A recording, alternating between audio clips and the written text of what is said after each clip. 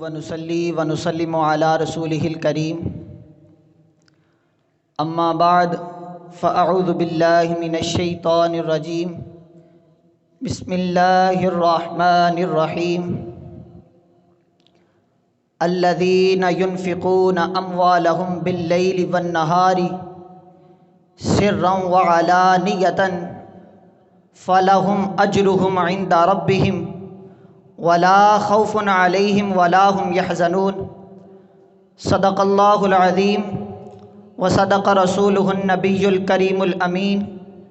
ونحن على ذلك لمن الشاهدين والشاكرين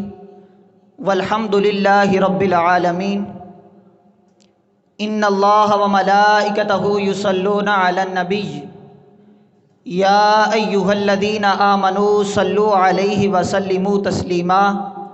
الصلاة والسلام عليك يا سيدي يا رسول الله وعلى آلك وأصحابك يا سيدي يا حبيب الله الصلاة والسلام عليك يا سيدي يا نور الله وعلى آلك وأصحابك يا سيدي يا محمد رسول الله اللہ تعالیٰ نے قرآن پاک میں ارشاد فرمایا کہ وہ لوگ جو اپنے مالوں کو دن اور رات میں خفیہ اور اعلانیہ طور پر خرچ کرتے ہیں تو ان کا اجر ان کے رب کے پاس ہے،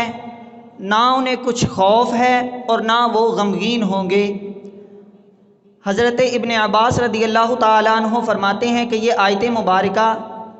حضرت علی رضی اللہ تعالیٰ عنہ کی شان میں بیان کی گئی ہے۔ کہتے ہیں کہ جب آپ کے پاس 4 درہم موجود تھے تو آپ نے 1 درہم صبح کے وقت، 1 درہم رات کے وقت، 1 درہم خفیہ طور پر اور 1 درہم اعلانیہ طور پر اللہ کی راہ میں خرچ کیا۔ اسی طرح بہت ہی آیات مبارکہ جو حضرت علی رضی اللہ تعالیٰ عنہ کی شان میں ہیں وہ قرآن پاک میں موجود ہیں، اور کثیر تعداد سے احادیث مبارکہ بھی حضرت علی رضی اللہ تعالیٰ عنہ کی شان میں موجود ہیں، جن میں سے ایک یہ ہے کہ نبی پاک صلی اللہ علیہ وآلہ وسلم نے ارشاد فرمایا انا مدینۃ العلم وعلی بابها، کہ میں علم کا شہر ہوں اور علی اس کا دروازہ ہے۔ آئیے حضرت علی رضی اللہ تعالیٰ عنہ کے علم کا اندازہ لگاتے ہیں۔ ایک دفعہ ایک آدمی نے حضرت علی رضی اللہ تعالیٰ عنہ کو پھنسانے کا ارادہ کیا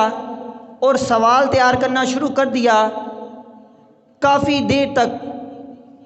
وہ سوال تیار کرتا رہا، آخر کار اس نے ایک سوال تیار کر لیا اور حضرت علی رضی اللہ تعالیٰ عنہ کی بارگاہ میں حاضر ہوا اور پوچھنے لگا یا علی، ایک سوال ہے جس نے مجھے بہت تنگ کر رکھا ہے۔ تو حضرت علی رضی اللہ تعالیٰ عنہ نے دریافت فرمایا اور پوچھنے لگے کہ کون سا سوال ہے؟ تو اس نے کہا کہ ایک بکری اور کتے کے ملاپ سے ایک بچہ پیدا ہوا ہے، اب مجھے سمجھ نہیں لگ رہی کہ وہ حلال ہے یا حرام ہے، اور ان کی شکل بھی ایک دوسرے سے ملتی جلتی ہے۔ تو حضرت علی نے فوراً اسے کہا تو اس کے آگے پانی رکھ دے، اگر تو وہ گھونٹ کے ساتھ پیے تو سمجھ لینا حلال ہے، اور اگر چاٹ کر پیے تو سمجھ لینا حرام ہے، کیونکہ بکری پانی گھونٹ کے ساتھ پیتی ہے اور جو کتا ہے وہ پانی چاٹ کر پیتا ہے۔ اب اس نے بھی کافی دن لگائے تھے سوال تیار کرنے کے لیے، تو اس نے کہا اگر یہ مجھے جواب دیں گے تو میں یہ سوال کروں گا، یہ جواب دیں گے تو یہ سوال کروں گا۔ تو اس نے کہا یا علی، بڑی مرتبہ دیکھا ہے، کبھی وہ پانی گھونٹ کے ساتھ پینا شروع کر دیتا ہے، کبھی وہ پانی چاٹ کر پینا شروع کر دیتا ہے۔ تو آپ نے فرمایا اچھا پھر اس طرح کر، اس کے سامنے گھاس رکھ دے، اگر تو گھاس کھا لے تو سمجھ لینا حلال ہے، اگر نہ کھائے تو سمجھ لینا حرام ہے، کیونکہ بکری گھاس کھاتی ہے، کتا گھاس نہیں کھاتا۔ تو کہنے لگا جی بڑی مرتبہ دیکھا ہے، کبھی گھاس کھانا شروع کر دیتا ہے اور کبھی بند کر دیتا ہے۔ تو آپ نے فرمایا اچھا چل تو پھر اس طرح کر، اس کی بیٹھک کو دیکھ، جب وہ بیٹھتا ہے تو غور کر، اگر تو ٹانگیں پیچھے کر کے بیٹھے تو سمجھ لینا حلال ہے، اور اگر ٹانگیں آگے کر کے بیٹھے تو سمجھ لینا حرام ہے۔ اس نے کہا بڑی مرتبہ دیکھا ہے، کبھی وہ ٹانگیں پیچھے کر کے بیٹھ جاتا ہے، کبھی وہ ٹانگیں آگے کر کے بیٹھ جاتا ہے۔ حضرت علی رضی اللہ تعالیٰ عنہ اس کی مکاری کو سمجھ گئے۔ پھر آپ نے فرمایا اچھا چل پھر تو اس طرح کر، اسے ذبح کر لے، اگر تو اس کے اندر سے اوجھری نکلے تو سمجھ لینا حلال ہے، اور اگر اس سے آنتڑیاں نکلیں تو سمجھ لینا حرام ہے۔ اب وہ یہ نہیں کہہ سکتا تھا یا علی بڑی مرتبہ ذبح کیا ہے، کبھی اوجھڑی نکل آتی ہے، کبھی آنتڑیاں نکل آتی ہیں۔ پھر وہ خود ہی لاجواب ہو گیا اور شرمندگی کے مارے سر نیچے کر کے وہ گزر گیا۔ اسی طرح بہادری کے بھی بہت ہی واقعات موجود ہیں۔ ایک ذوق والا واقعہ ہے کہ ایک مرتبہ جب حضرت علی رضی اللہ تعالیٰ عنہ کی بہادری کے سلسلے چرچے عام ہونے لگے تو ایک پہلوان تھا جس نے کبھی کشتی میں شکست نہیں حاصل کی تھی، تو اس نے کہا کہ میں حضرت علی رضی اللہ تعالیٰ عنہ سے کشتی کروں گا۔ تو حضرت علی رضی اللہ تعالیٰ عنہ کی تلاش میں نکل پڑا، اور حضرت علی رضی اللہ تعالیٰ عنہ کو نہ دیکھا تھا، جان پہچان نہ تھی، تو حضرت علی رضی اللہ تعالیٰ عنہ سے ہی پوچھنے لگا کہ علی کہاں ہیں، میں نے علی سے کشتی کرنی ہے، صرف وہی رہ گئے ہیں جن سے میں نے کشتی نہیں کی، میں ان کو ہرا کر جو تمغہ عرب ہے وہ اپنے نام کرنا چاہتا ہوں۔ تو حضرت علی رضی اللہ تعالیٰ عنہ نے اس سے کہا کہ تو علی سے نہیں لڑ سکتا۔ تو کہنے لگا نہیں نہیں میں لڑوں گا، میں تمغہ عرب اپنے نام کرنا چاہتا ہوں۔ آپ نے فرمایا تو علی سے نہیں لڑ سکتا، جا چلا جا۔ تو شاعر حضرت علی رضی اللہ تعالیٰ عنہ کی اس بات کو نقل کرتے ہوئے کہتا ہے تو علی سے لڑ سکے تیری عقل کا پھیر ہے، تو علی سے لڑ سکے تیری عقل کا پھیر ہے، ارے تو شیطان کی لومڑی اور وہ خدا کا شیر ہے، تو شیطان کی لومڑی اور وہ خدا کا شیر ہے۔ جب اس نے یہ سنا تو وہ کہنے لگا یہ میں نے باتیں بہت سنی ہیں، مجھے یہ بتاؤ علی کہاں ہے؟ آپ نے کہا اچھا تو علی سے لڑنے سے پہلے تم مجھ سے چھوٹا سا مقابلہ کر لے، اگر تو جیت گیا تو تم سمجھ لینا کہ تم علی سے بھی مقابلہ کر سکتے ہو۔ اتنے میں اسے غصہ آ گیا اور اس نے حضرت علی رضی اللہ تعالیٰ عنہ پر حملہ کر دیا۔ آپ نے اس کا حملہ روک کر اسے پلٹا دے کر زمین پہ مارا تو اسے ہوش ٹھکانے آ گئی۔ پھر وہ یہ کہنے پر مجبور ہو گیا کہ یہ شکست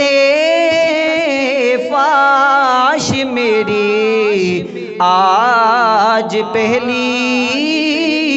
بار ہے، یہ شکست فاش میری آج پہلی بار ہے، ارے دل تو کہتا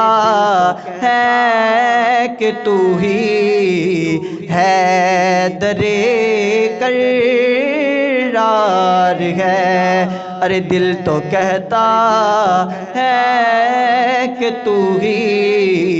ہے درے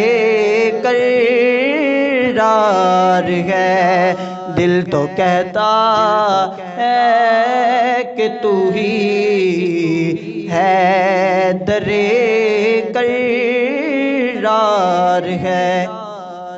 اسی طرح کسی نے حضرت علی سے پوچھا یا علی آپ اتنی جلدی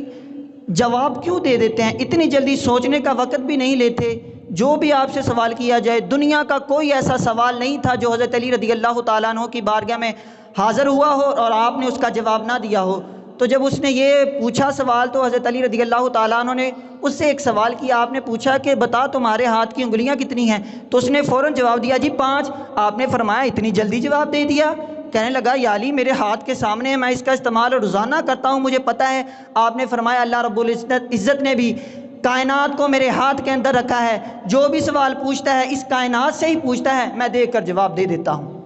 تو یہ حضرت علی رضی اللہ تعالیٰ عنہ کا علم تھا